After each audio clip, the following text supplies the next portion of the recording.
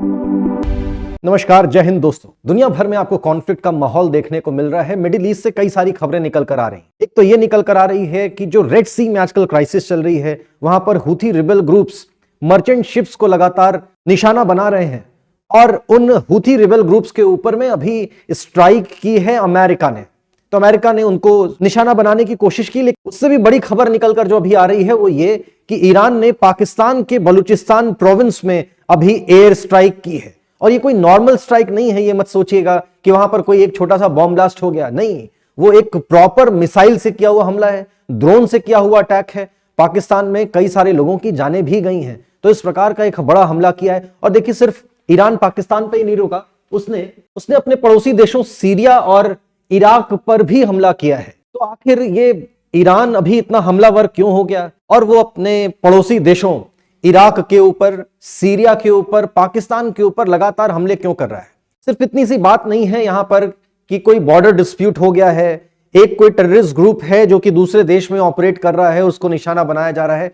बात इससे भी कहीं ज्यादा सीरियस, कहीं ज्यादा गंभीर है, कहीं ज्यादा गहरी है। देखिए, ईरान और पाकिस्तान के बीच का मैप आप देखेंगे तो आपको कुछ इस तरह से नजर आएगा। ये पाकिस्तान का ये बलूचिस्तान प्रोविंस है और ईरान का ये सीस्तान बलूचिस्तान प्रोविंस है। तो दोनों ही साइड में बलूच पॉपुलेशन थोड़ा बहुत रहती है।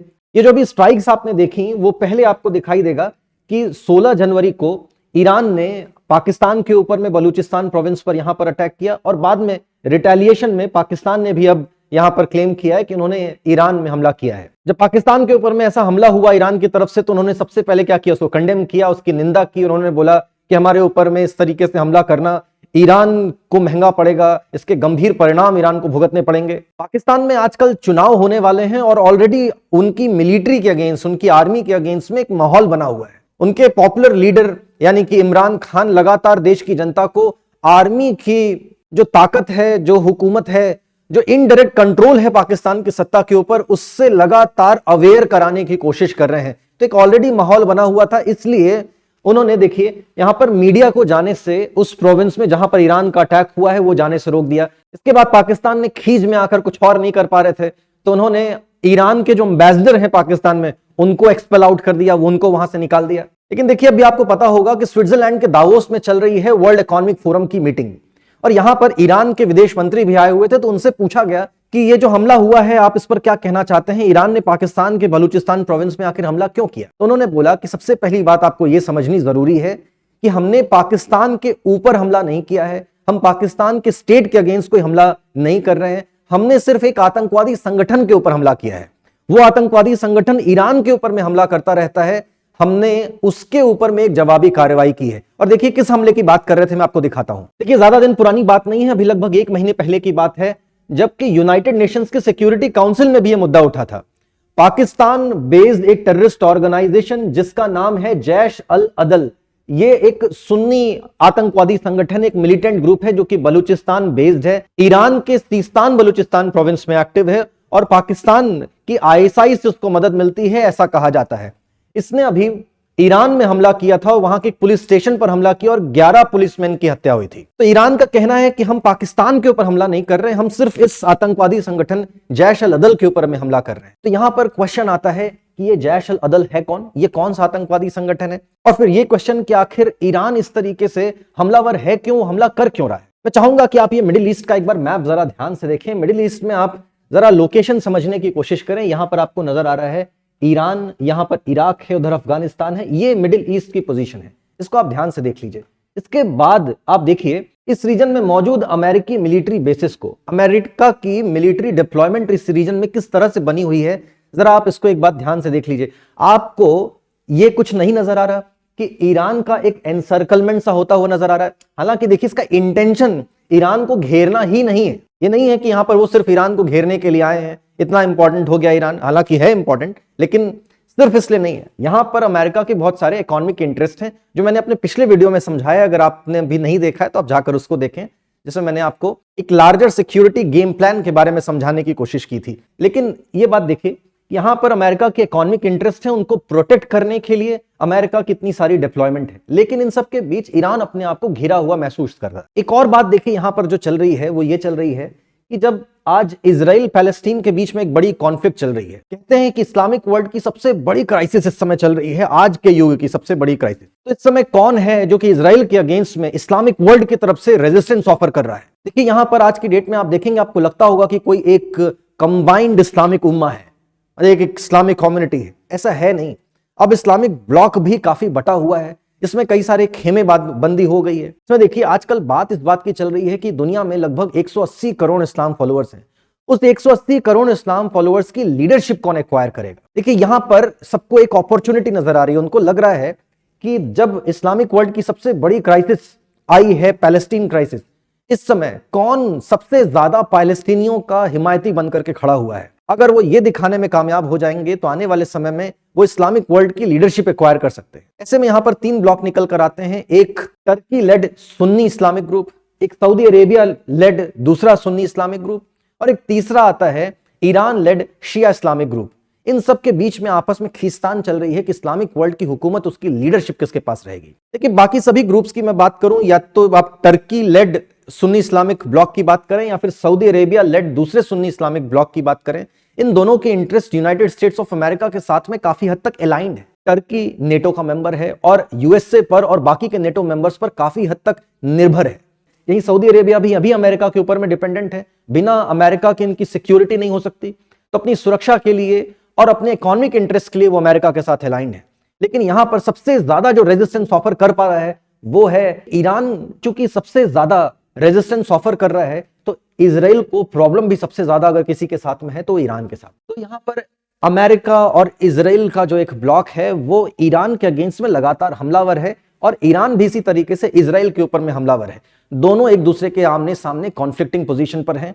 आपको जब इजराइल के अगेंस्ट में हमला करने की बात आती है तो आपको हमास नजर आता है, आपको लेबनान में काम करने वाला हिजबुल्लाह नजर आता है, आपको यमन में काम करने वाला हूथी ग्रुप नजर आता है। ये सभी ईरान के ही प्रॉक्सी ग्रुप्स हैं। और इस बीच अभी हाल फिलहाल आप देखेंगे तो ईरान और उनके प्रॉक्सी ग्रुप्स पर उनकी जो अलग अलग मिडिल ईस्ट में डिप्लॉयमेंट्स हैं वहां पर लगातार उनके ऊपर में हमले हुए। देखिए ईरान में कई सारे सिक्योरिटी ग्रुप्स हैं, उनमें जो मोस्ट इंपॉर्टेंट सिक्योरिटी ग्रुप है वो है Islamic revolutionary guard corps, IRGC। इसके कमांडर थे कासिम सुलेमानी। कासिम सुलेमानी की हत्या अभी कुछ साल पहले कर दी गई थी, आपने देखा होगा, और इसकी जिम्मेदारी ली थी अमेरिका और इजराइल ने।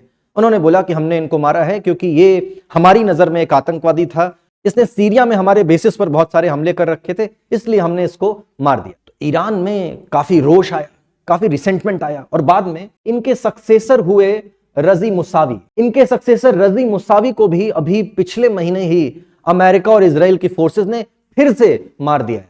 मतलब इसके पहले के IRGC के जो चीफ थे कासिम सुलेमानी, पहले उनको मार दिया गया, फिर अब रजी मुसावी को भी मार दिया गया।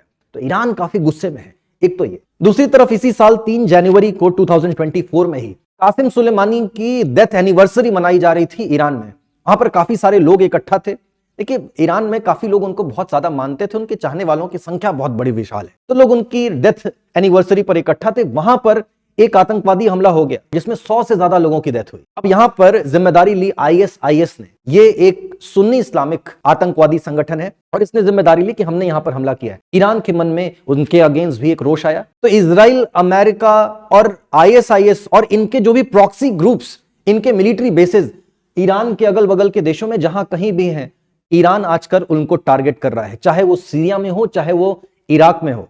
और इतना ही नहीं, ईरान का तो यहां तक आरोप है कि ईरान के इस सीस्तान बलूचिस्तान प्रोविंस में काम करने वाले इस जैश अल अदल नाम के आतंकवादी संगठन को पाकिस्तान की ISI का सपोर्ट है, और साथ ही साथ अमेरिका और इजराइल का भी इनडायरेक्ट सपोर्ट मिला हुआ है। आखिर इसके पीछे कारण क्या हो सकता है? देखिए, इसको समझने के लिए आपको ईरान का यह मैप देखना होगा। देखिए, अगर कोई भी किसी दूसरे देश के ऊपर में हमला करना चाहता है, उसको कमजोर करना चाहता है, तो खोजता है फॉल्ट लाइंस को। ईरान के अंदर में ये फॉल्ट लाइन है। ईरान वैसे अगर आप उनकी डेमोग्राफी को देखें तो प्रीडोमिनेंटली एक शिया मुस्लिम कंट्री है, लेकिन इनके ये कुछ प्रोविंसेस हैं जो आपको ग्रीन कलर में नजर आ रहे हैं, जहां पर सुन्नी मुस्लिम पॉपुलेशन अधिकतम है, मेजॉरिटी में है। उसमें से एक प्रोविंस है सीस्तान बलूचिस्तान, और इसका बॉर्डर लगता है पाकिस्तान। तो पाकिस्तान यहां पर अमेरिका के शहर पर, ऐसा ईरान का मानना है कि उनके शहर पर एक आतंकवादी संगठन जैश अल अदल चलाता है। ये जैश अल अदल यहां पर यहां के लोगों को यहां मोबिलाइज करने की कोशिश कर रहा है, यहां पर एक अलगाववादी मूवमेंट चलाने की कोशिश कर रहा है, जिससे कि इस हिस्से को ईरान से काटा जा सके। और देखिए ऑब्वियसली इजराइल और अमेरिका चाहेंगे कि ईरान को हर तरफ से डिस्टेबलाइज करके उसको कमजोर बना करके रखा जाए, कहीं पर भी फॉल्ट लाइन मिलेगी तो उसका फायदा उठाने की कोशिश की जाएगी। एक और चीज आपके लिए समझनी जरूरी है और वो ये है, जब चाइना यहां पर आ गया था पाकिस्तान के बलूचिस्तान के ग्वादर पोर्ट पर, तो हमने अपनी कौन सी पोजीशन एक्वायर करने की कोशिश की? हमने कोशिश की कि ईरान के साथ बात करके हम चाबहार पर पहुंच जाए। चाबहार इसी सीस्तान बलूचिस्तान प्रोविंस में ही एक पोर्ट है। अगर पाकिस्तान किसी आतंकवादी संगठन की मदद से इस सीस्तान बलूचिस्तान प्रोविंस को ईरान से काटने में कामयाब हो जाता है तो वो भारत से चाबहार की पहुंच भी छीन सकता है। भारत को कमजोर करने की मंशा भी पाकिस्तान के मन में काम करती है। यही कारण है कि आप देखेंगे कि ये जो सीस्तान बलूचिस्तान प्रोविंस में ये जो आतंकवादी संगठन काम कर रहा है, इसके अगेंस्ट में ईरान और भारत के इंटरेस्ट एक जैसे काम करते हैं। भारत भी नहीं चाहेगा कि ऐसा कोई आतंकवादी संगठन यहां पर काम करे और सीस्तान बलूचिस्तान प्रोविंस को ईरान से कभी अलग कर पाए, क्योंकि ईरान के साथ में हमारे अच्छे संबंध हैं और ईरान की मदद से हमको चाबहार पोर्ट का एक्सेस मिला हुआ है। इसीलिए देखिए कुछ लोगों का कहना है कि ये मात्र इत्तेफाक नहीं है कि भारत के विदेश मंत्री श्री जयशंकर जी ईरान पहुंचते हैं, उसके बाद ही ईरान पाकिस्तान के बलूचिस्तान प्रोविंस पर जैश अल अदल के ठिकानों पर हमला करता है। देखिए पाकिस्तान का एक आतंकवादी संगठन जैश अल अदल ईरान के इस वाले रीजन में एक्टिव है। यहीं पर आपको याद होगा कि भारत के एक ex navy officer Kulbhushan Jadhav ji यहां पर ट्रेड करने के लिए गए थे और पाकिस्तान की इसी आतंकवादी संगठन ने उनको यहां से किडनैप करके पाकिस्तान पहुंचाया था और वहां पर जाकर के वो अरेस्ट हुए थे। भारत का बयान भी आया है। भारत का बयान क्या आया है? भारत ने कहा कि अगर किसी भी देश के ऊपर में आतंकवादी हमला होता है तो उस देश को पूरा अधिकार है कि वो जवाबी कार्रवाई कर सकता है। तो एक तरीके से हमने ईरान के समर्थन में बयान दिया है। हमने बोला है कि Iran reserves all the rights to defend itself against terrorist attacks. तो चूंकि जैश अल अदल ने पहले ईरान के पुलिस स्टेशन पर हमला करके वहां पर 11 लोगों की जान ली थी, तो ईरान ने बदले की कार्रवाई करते हुए उनके ठिकानों पर हमला किया है। जब ईरान के विदेश मंत्री का यह बयान आया कि हमने पाकिस्तान पर नहीं, हमने पाकिस्तान में रहने वाले एक आतंकवादी संगठन पर हमला किया है, तो पाकिस्तान ने भी ऐसे एक बहाना खोज लिया। उन्होंने बोला बहुत अच्छी बात है, तो हमारे यहां पर भी बलूचिस्तान लिबरेशन आर्मी काम कर रही है जो कि बलूचिस्तान को अलग करना चाहती है और यहाँ के जो लड़ाके हैं ये छिप करके आपके हिस्से में यानी कि Sistan Balochistan province of Iran वहां पहुंच जाते हैं, तो हम भी उनको मारने के लिए आएंगे। और उन्होंने ऐसा किया। फिर पाकिस्तान ने भी वहां पर आप देखेंगे कि इस प्रोविंस पर यहां पर हमला किया। तो इस तरीके से ईरान और पाकिस्तान के बीच में हमला चल रहा है, लेकिन सिर्फ ये इनके दो देशों के बीच की लड़ाई नहीं है। जैसा कि अभी मैंने समझाया, यहां पर एक लार्जर जियोपॉलिटिकल गेम भी खेला जा रहा है। मिडिल ईस्ट के इस जियोपॉलिटिकल गेम में इजराइल और ईरान के बीच की ये जो कॉन्फ्लिक्ट है, ये क्या नया मोड़ लेगी, ये